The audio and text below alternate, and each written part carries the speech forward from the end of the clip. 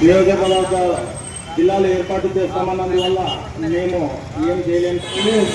కొత్త bus stand flat శిబిరం రెండోది స్టార్ట్ అవుతుంది. నా ఎస్టిమేషన్లో 12:30కి క్లోజ్ అయిపోతుంది.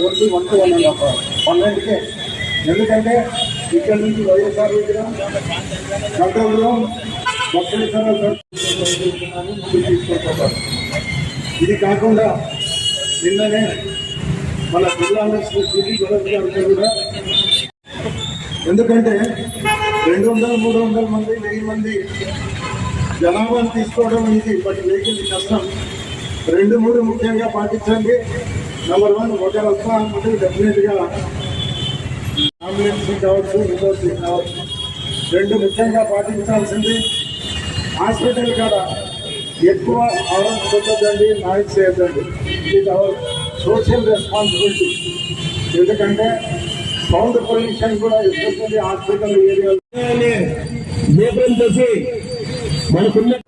63వ రోజు రిలే నిరాహార దీక్షకు మద్దతుగా ఇక్కడ ఉన్నటువంటి బీజేపీ పార్టీ సంబంధించినటువంటి యువకులకు, నాయకులకు, ఇక్కడ ఉన్నటువంటి ప్రతి ఒక్కరికి పేరు పేరున నా హృదయపూర్వక ధన్యవాదాలు తెలియజేస్తా ఉన్నాను.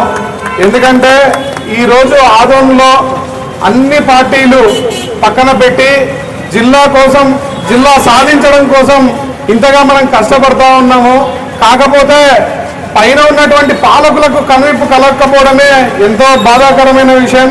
అలాగే ఈరోజు ఇక్కడ ఉన్నటువంటి బీజేపీ యువకులను, బీజేపీ నాయకులను కూడా ఒకటే కోరుతా ఉన్నాను. దయచేసి మన గౌరవ ఎమ్మెల్యే గారితో మనము అమరావతిలో ఆయన ముఖ్యమంత్రి గారి ముందర దీన్ని గట్టిగా పట్టుబడితే జిల్లా సాధించడం పెద్ద కష్టమేం కాదు. ఎందుకంటే ఈరోజు మీరు అధికార పక్షంలో ఉన్నారు. కాబట్టి ముఖ్యమంత్రి గారు అనుకుంటే ఆదోని జిల్లా ప్రకటించడం పెద్ద ఆలస్యమేం జరిగే విషయం కాదు.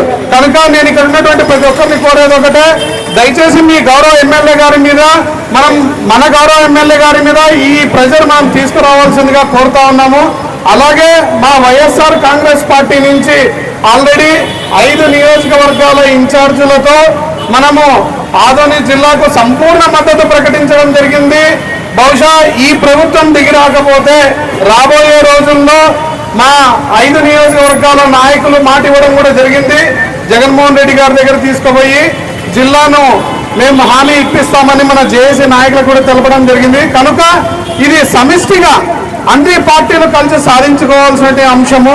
అలాగే ఈరోజు జిల్లా ప్రాముఖ్యత అనేది ఎంత విశిష్టతగా ఉన్నదో మన అందరికీ తెలుసు.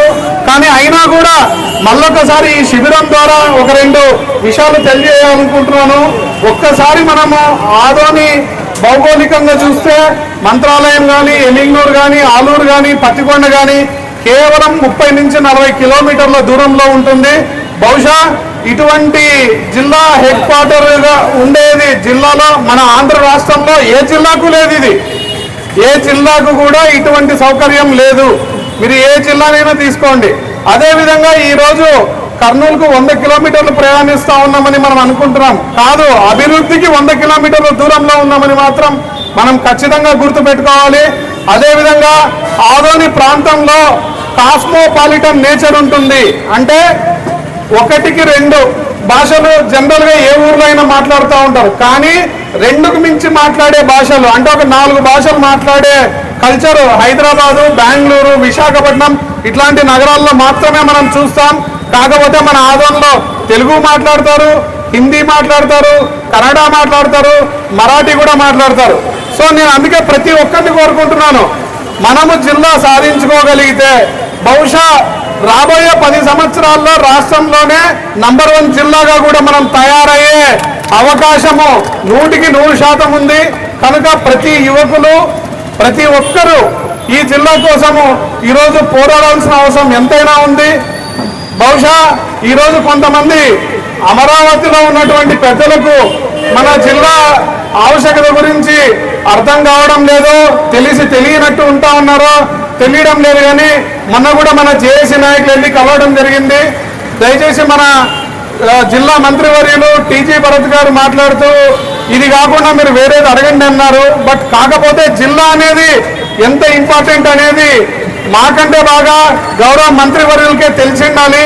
ఎందుకంటే వారు కానీ వారి కుటుంబం కానీ వారి స్వస్థలం ఆదోని కనుక ఈరోజు ఆదోనిని జిల్లాగా ప్రకటించి ఈ ఆదోని రుణం తీర్చుకోవాల్సిన బాధ్యత కూడా వాళ్ళ మీద ఉందని చెప్పి నేను ఘంటాపరంగా కోరుకుంటా ఉన్నాను.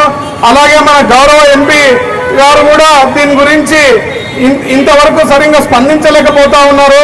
కనుక ఇక్కడ ఉన్నటువంటి అధికార పార్టీ నాయకులను నేను ప్రతి ఒక్కరిని పేరు పేరున కోరుతూ ఉన్నాను, దయచేసి మీ నాయకుల దృష్టికి దీన్ని తీసుకెళ్ళండి. ఈ జిల్లా గురించి మీరు క్లుప్తంగా చెప్పి మనం జిల్లా సాధించుకునేటట్టు మీ ప్రయత్నాలు చేయాలని చెప్పి కోరుతా ఉన్నాను. అలాగే ఇక్కడ ఉన్నటువంటి యువకులకు ప్రతి ఒక్కరికి మళ్ళొకసారి పేరు పేరున అభినందనలు తెలియజేస్తా ఉన్నాను. ఇదే విధంగా రాబోయే రోజుల్లో జిల్లా కోసం ఎన్ని రోజులైనా మనం పోరాడాల్సిన బాధ్యత ఆవశ్యకత ఎంతైనా ఉంది. ఈరోజు మన జేఏసీ నాయకులు తెలియజేయడం జరిగింది, అవసరమైతే ఎంతవరకైనా పోరాడతాం, ఈ శిబిరం ఒక ఇంచు కూడా పక్కకు కదలదన్నారు. కనుక వాళ్ళని కూడా పేరు పేరు నేను అభినందిస్తున్నాను. ఈ రోజు మనం ముఖ్యంగా ఆదోని ప్రాంతంలో ఉండే ప్రతి ఒక్కరూ మన జేఏసీ నాయకులకు మనం అండగా నిలబడాల్సిన అవసరం ఉంది. వాళ్ళకు మద్దతు తెలపాలి, వాళ్ళ కష్టాన్ని మనం గుర్తించాలి. ఎందుకంటే కేవలం ఒక్కరోజు రిలే నిరాహార దీక్షలో మనము కూర్చుంటున్నాము, వెళ్ళిపోతున్నాం. కానీ గత 68 రోజులుగా రోజు ప్రోగ్రామ్స్ చేస్తూ రోజు నిరాహార దీక్షలు నడపడం అంటే ఇది చిన్న విషయం కాదు. సో ఖచ్చితంగా ఈ ఎవరైతే జేఏసీ నాయకులు ఉన్నారో ఈ ఆదోని జిల్లా సాధించే విషయంలో వీళ్ళ కష్టం మరవరానిది అని చెప్పి కూడా నేను ఈ సభాముఖంగా తెలియజేస్తా ఉన్నాను. నాకు ఈ అవకాశం ఇచ్చినటువంటి మన జేఏసీ నాయకులకు పేరు పేరును ధన్యవాదాలు తెలుపుతూ సెలవు తీసుకుంటున్నాను.